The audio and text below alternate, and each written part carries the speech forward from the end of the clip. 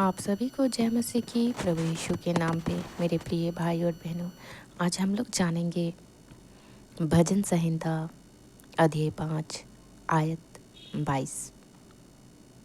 जैसा कि वचन में लिखा हुआ है, अपना बोझ यहोवा पर डाल दे। कहने का मतलब है अपनी चिंताएं, अपने सारे काम, अपनी समस्या, अपनी कठिनाइयाँ सब अपने प्रभु पर डाल दो, क्योंकि वह खुद संभालेगा, वह तुझे संभालेगा। और अपने काम पे लग जाओ, अपनी मंजिल को पाने पे लग जाओ। अपनी सारी चिंताएं यीशु मसीह पर छोड़ दीजिए और आप आगे बढ़ते चलिए। फिर देखिए वो आपके हर काम को सफल बनाएगा। आप सिर्फ प्रार्थना करिए और उन पर विश्वास रखिए। वह धर्मी को कभी टलने ना देगा।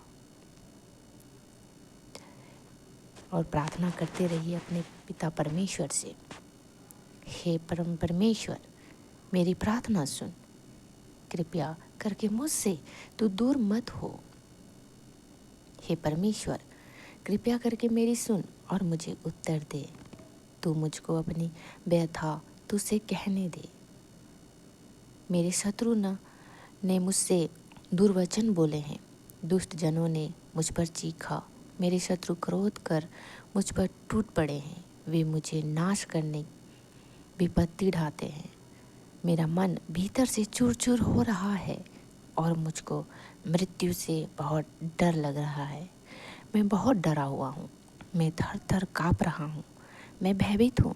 ओह, यदि कोपत के समान मेरे पंख होते, यदि मैं पंख पाता तो दूर कोई चैन पाने के स्थान को उड़ जाता।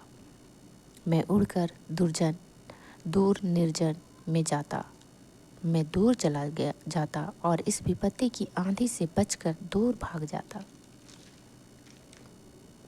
हे मेरे स्वामी, हे मेरे पिता परमेश्वर, इस नगर में हिंसा और बहुत दंगे और उनके झूठों को रोक जो मुझको दिख रहे हैं।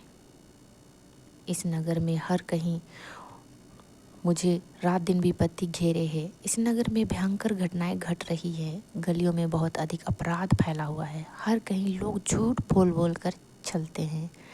यदि यह मेरा शत्रु होता और मुझे नीचा दिखाता तो मैं इसे सह लेता। यदि ये मेरे शत्रु होते और मुझ पर वार करते तो मैं छिप सकता था। ओ मेरे साथी, मेरे सहचर, मेरे मित्र, या कितने तू है और तू ही मुझे कष्ट पहुंचाता है। हमने आपसे राज की बात बांटी थी।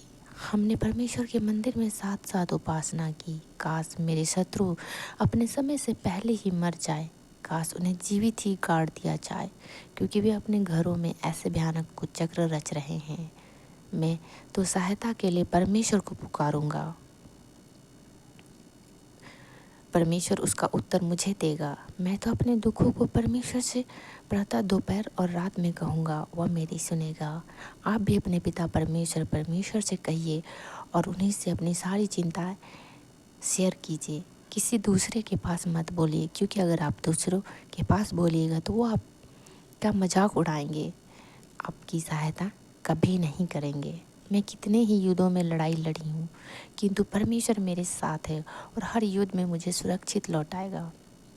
वह सशक्त सम्राट परमेश्वर मेरी सुनेगा और मैं उसे हमेशा प्रार्थना करती रहूँगी। आप लोग भी पिता परमेश्वर प्रभु यीशु से प्रार्थना कीजिए और देखिए आपको अपने जीवन में सफलता मिलेगी और अपनी चिंताओं से मुक्ति मिलेगी। मेरे शत्रु अपने जीवन को नहीं बदलेंगे। वे परमेश्वर से नहीं डरते और ना ही उसका आदर करते हैं। लेकिन आप लोग परमेश्वर से प्रार्थना कीजिए, वो आपका जीवन बदलेगा। आप उनका आदर कीजिए और उनसे डरिए। मेरे शत्रु अपने ही मित्रों पर वार करते हैं। वे उन बातों को नहीं करते जिनके करने को वे सहमत हो गए थे। मेरे शत्रु सचमुच मीठा बोलते हैं और सुख शांति की बातें करते रहते, किंतु वास्तव में वे युद्ध का कुचक्र रचते हैं। उनके शब्द कट करते छुरी की तरह और फिसलने भर जैसे तेल होता है। अपनी चिंताएं अपने पिता परमेश्वर पर सौंप दो, फिर वह तुम्हारी रखवाली करेगा। हमारा परमेश्वर सज्जन को कभी हारने नहीं देता इससे पहले कि उसकी आधी आयु बीते। हे परमेश्वर, उन हत्यारों को और उन झूठ कब्रों में भेजे जहाँ तक मेरा और मैं तो तुझ पर ही भरोसा रखूँगा। आमीन। Hallelujah. God bless you all.